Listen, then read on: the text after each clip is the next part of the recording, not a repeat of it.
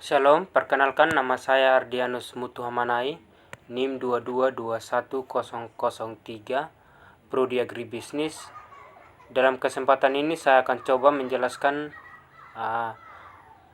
bagaimana proses pembuatan kain tenun ikat sumba serta hasil wawancara saya kepada perajin kain tenun ikat sumba. Yang pertama itu, kain tenun ikat sumba mempunyai beberapa tahap proses, mulai dari pembuatan memintal benang, pewarnaan, sama pembuatan corak atau motif kain. Lalu nanti saya akan coba jelaskan sampai ke pemasaran kain tenun ikat sumba. Di sini kain saya akan mulai dari awalnya, yaitu dari pembuatannya. Di sini kain ikat sumba dimulai dengan pemintalan kapas. Dulu sebelum adanya benang toko atau benang sutra atau benang wolpan yang biasa dijual di toko, masyarakat Sumba dulu masih menggunakan kapas, yaitu kapas dipintal, dibuat menjadi benang. Setelah pembuatan pemintalan kapas itu lalu masuk pada tahap pamining. Di tahap pamining ini kain akan diukur sesuai keinginan pengrajin atau sesuai keinginan yang diinginkan ukuran atau lebar panjang kain. Nanti diukur lalu dilakukan pamining. Di pamining ini bisa dalam satu kepala kain atau satu ikatan kain itu bisa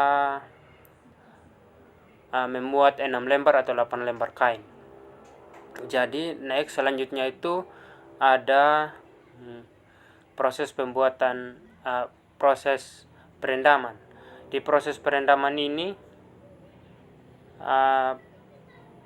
perajin akan mencari daun nila atau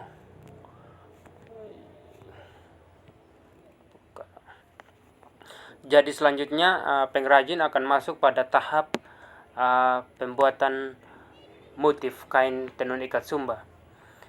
Pembuatan motif kain tenun ikat sumba itu dilakukan dengan cara pengikatan sesuai corak atau gambar yang diinginkan oleh pengrajin.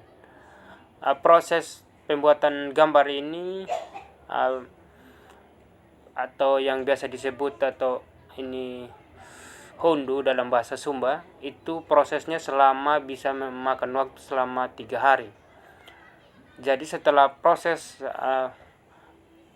pengikatan gambar atau motif corak itu lalu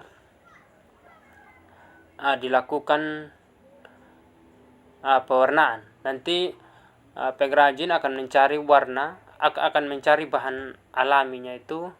Contoh bahan alami yang pertama-tama itu ketika kita ingin membuat kain kaliuda itu, yang pertama itu daun nila, karena sebelum melakukan kombo pertama-tama pengrajin itu harus mewarnai dengan daun nila. Di sini pewarnaan daun nila biasa disebut dengan giling. Nah, di proses pembuatan itu juga sangat memakan waktu sekitar 1 minggu. Pengrajin akan mencari daun nila lagi, lalu direndam, difermentasi beberapa hari, lalu didapatkan endapan daun nila yang semodel pasta.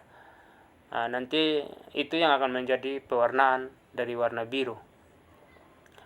Selanjutnya setelah melakukan pewarnaan warna biru itu, setelah perendaman kain di dalam cairan daun nila itu, masih melakukan penjemuran selama minimal itu selama 2 hari 3 hari, tergantung keringnya atau siapnya kain ketika dijemur seperti itu. Lalu selanjutnya akan masuk pada tahap kawilu. Nah, di tahap kawilu ini adalah tahap sebelum pewarnaan merah atau melakukan kombo pada kain. Di tahap kawilu ini membutuhkan bahan bakunya itu membutuhkan kemiri, kemiri loba sama kapur. Selanjutnya setelah melakukan kawilu itu ditumbuk kemirinya, lalu ditumbuk kawilunya, lalu dihancurkan, lalu direndam dengan kain. Setelah perendaman itu pengrajin akan melakukan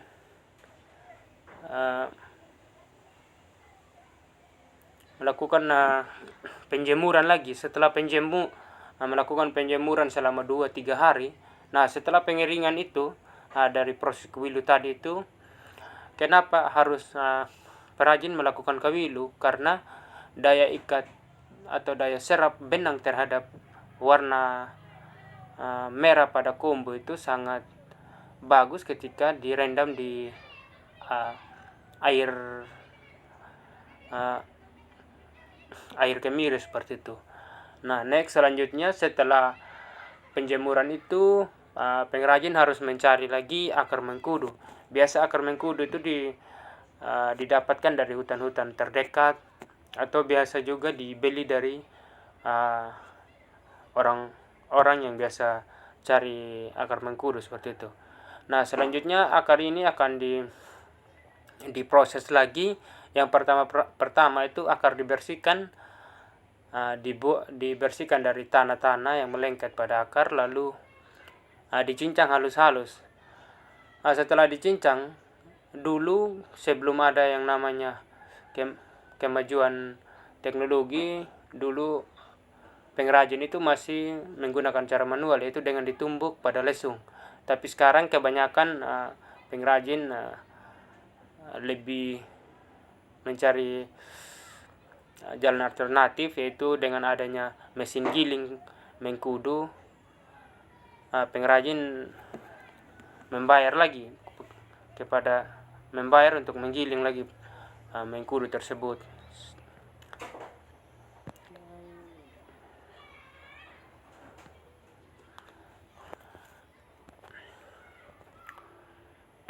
Oke, selanjutnya setelah melakukan penggilingan pada mengkudu, atau biasa ditumbuk juga kadang, nanti cairan dari ampas akar mengkudu itu akan dipres, lalu dibuang ampas kainnya dibuang, lalu direndam dengan kain yang sudah dijemur tadi, direndam lagi ke dalam wadah yang berisi cairan atau cairan dari mengkudu tersebut. Nah, di dalam cairan mengkudu itu ada beberapa campuran juga seperti kapur, gula pasir. Di situ tidak semua pengrajin sama dalam takaran atau meracik pewarnaan tersebut, karena perajin punya resep-resep rahasia dalam pewarnaan kombu. Biasanya seperti itu, kebanyakannya seperti itu yang saya temukan di lapangan. Setelah perendaman itu dilakukan selama 1 malam, lalu besoknya dijemur. Penjemurannya itu memakan waktu selama 1 minggu biasa. Nah, setelah penjemuran kain sudah kering, penjemuran kombu tadi itu, setelah itu kain kering, lalu masuk sudah pada tahap membuka ikatan-ikatan motif tadi, atau corak-corak motif yang sudah diikat dengan kain seperti itu, yang diikat dengan tali rufia. Lalu pembukaan motif tersebut. Setelah itu melakukan pemisahan lembar per lembar pada kain tersebut. Misalkan dalam satu ikatan, satu warna, dalam satu kali pembuatan itu bisa ada 6 lembar atau 8 lembar kain di dalamnya. Lalu setelah itu pengrajin akan memisahkan per lembar atau beberapa lembar seperti itu Setelah itu masuk kepada tahap karandi untuk persiapan penenunan. Nah, biasa pengrajin itu menenun sendiri. Kadang juga karena jumlahnya terlalu banyak, biasa perajin menyewa lagi tenaga kerja lain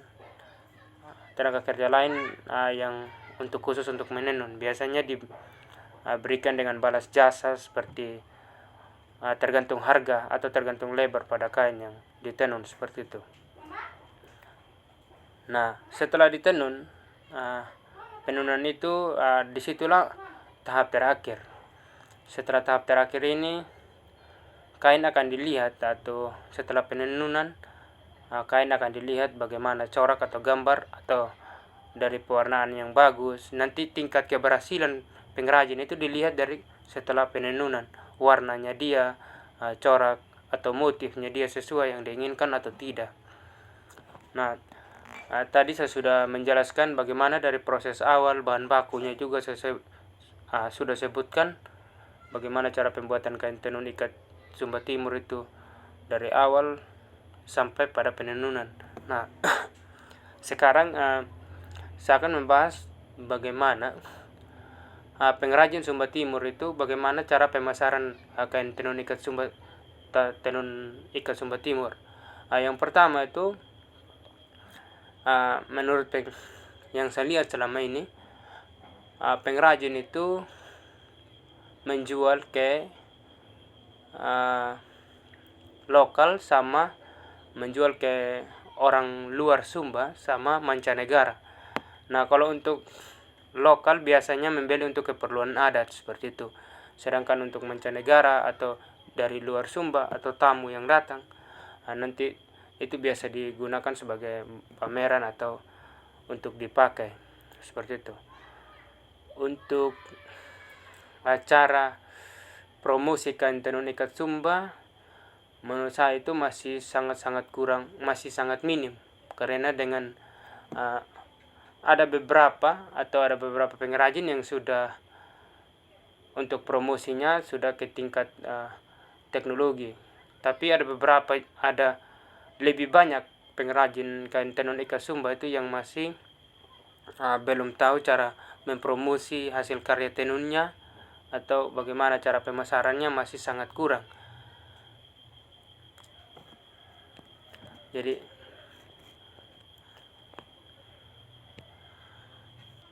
sekian presentasi saya, bagaimana hasil wawancara saya, pengamatan lapangan saya.